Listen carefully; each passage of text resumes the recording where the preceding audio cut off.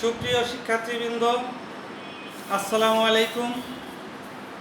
এই করুণাময় মুহূর্তে তোমাদের পড়ালেখায় অনেক হ্যাম্পার হচ্ছে, তারপরেও আমরা অনলাইনের মাধ্যমে ক্লাসের মাধ্যমে তোমাদের কিছু কিছু সূচি বা টপিকস আমরা সমাধান করার চেষ্টা করছি।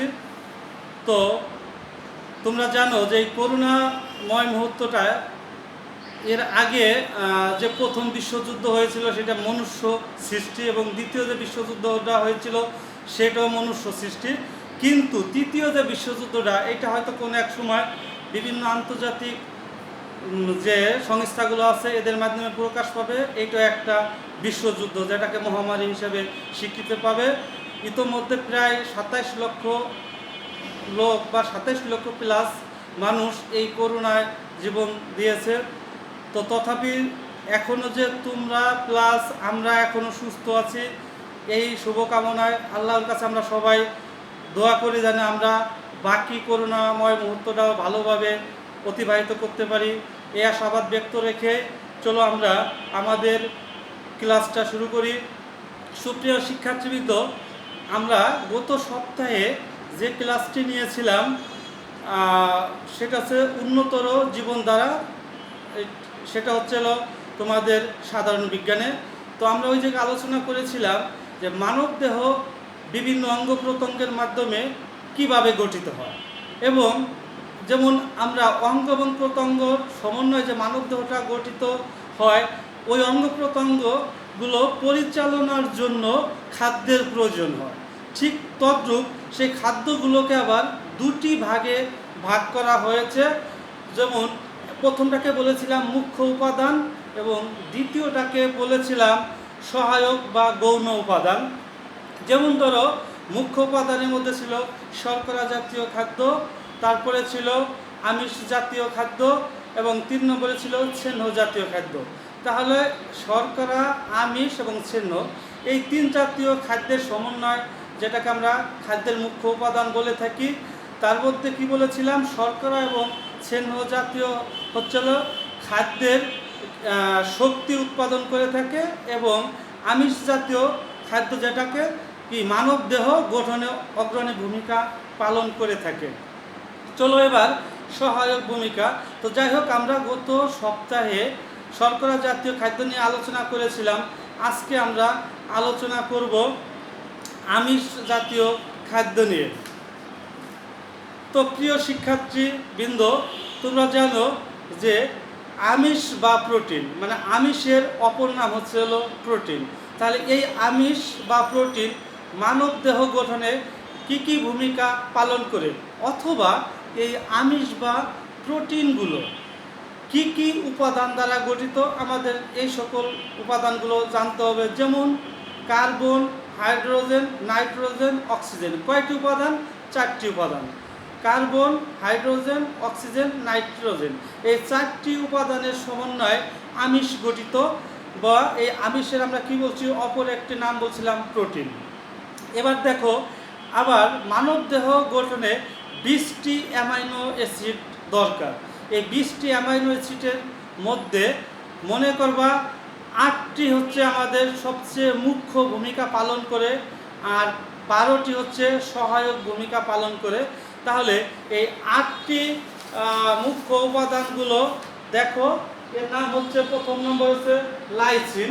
এইটা একটা উপাদান যেটা মানব দেহ গঠনে অগ্রণী ভূমিকা পালন করে। 2 নম্বরে ছিল ট্রিপেটোফ্যান, 3 নম্বরে ছিল মিথিওনিন, 4 নম্বরে ছিল ভ্যালিন, 5 নম্বরে লিউসিন, 6 নম্বরে আইসোলিউসিন, এবং 7 নম্বরে ফিনাইল অ্যামিন, এবং 8 নম্বরে থিওনাইন।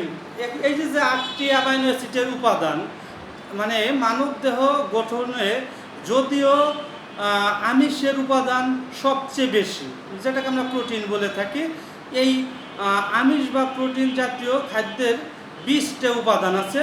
এই 20টা উপাদানের মধ্যে 8টি উপাদানের ভূমিকা সবচেয়ে বেশি। এই 8টি উপাদানের নাম আমরা বোর্ডে লিখেছি। তাহলে এখন আমরা এই আমিষগুলোর মধ্য থেকে যে জিনিসগুলো এখন জানব, যে কোন কোন খাদ্যে এই আমিষ আছে। যেমন আমিষকে উৎস অনুসারে আমরা দুই ভাগে ভাগ করে থাকি। এক নম্বর হলো প্রাণীজ আমিষ, দুই নম্বরে হচ্ছে উদ্ভিজ্জ আমিষ। তাহলে প্রাণীজ আমিষ বা কোন কোন খাদ্য থেকে আমরা প্রাণীজ আমিষ পেয়ে থাকি এবং কোন কোন খাদ্য থেকে আমরা উদ্ভিজ্জ আমিষ পেয়ে থাকি, এখন চলো আমরা জেনে নিই।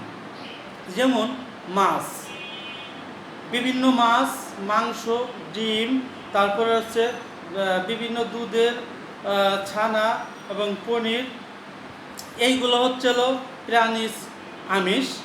এবং আরও তোমরা লক্ষ্য করবে যে উদ্ভিজ্জ আমিষের মধ্যে যেমন বিভিন্ন ডাল, তারপরে সিমের বিচি, মটরশুঁটি, বাদাম, এইগুলো হচ্ছে বিভিন্ন উদ্ভিজ্জ আমিষ।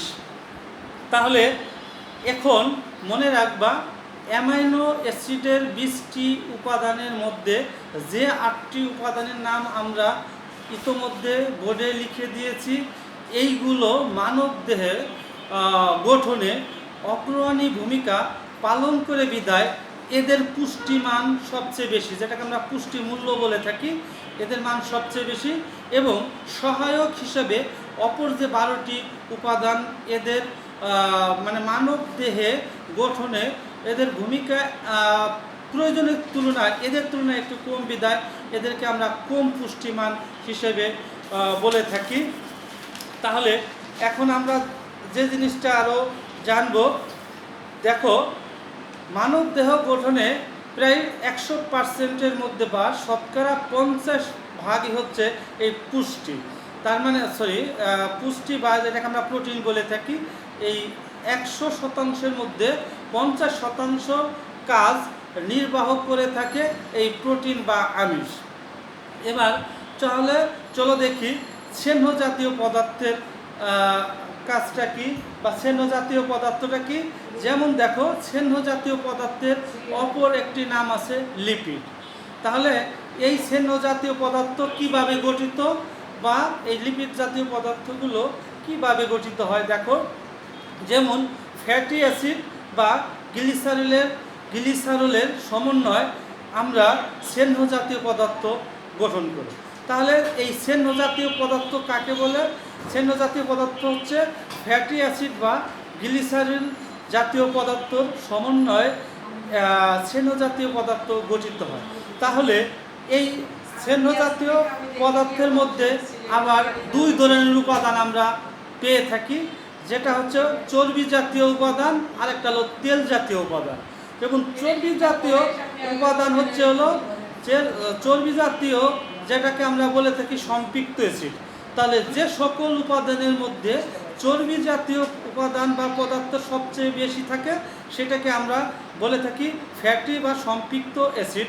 এবং যে জাতীয় খাদ্যের মধ্যে তেল জাতীয় পদার্থ বেশি থাকে সেটাকে আমরা বলে থাকি অসম্পৃক্ত ফ্যাটি অ্যাসিড।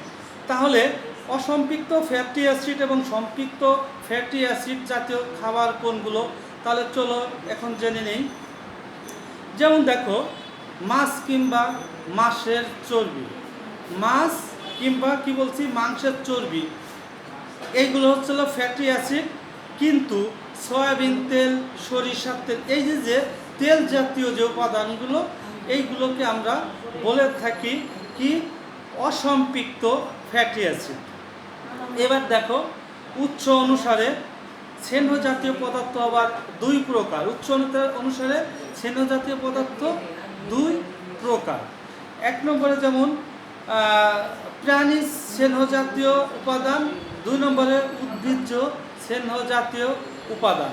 তাহলে প্রাণীজ স্নেহ জাতীয় উপাদান বলতে আমরা বুঝে থাকি চর্বি সহ মাংস, ঘি, মাখন, ডিমের পনির বা ডিমের কুসুম ইত্যাদি, এগুলো হচ্ছে স্নেহ জাতীয় উপাদান।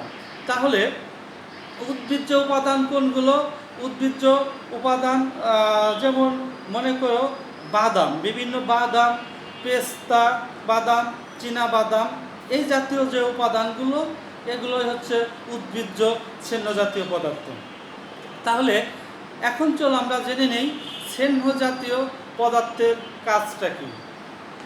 দেখো স্নেহ জাতীয় পদার্থের কাজ হচ্ছে শরীরে তাপ ও শক্তি উৎপন্ন করা।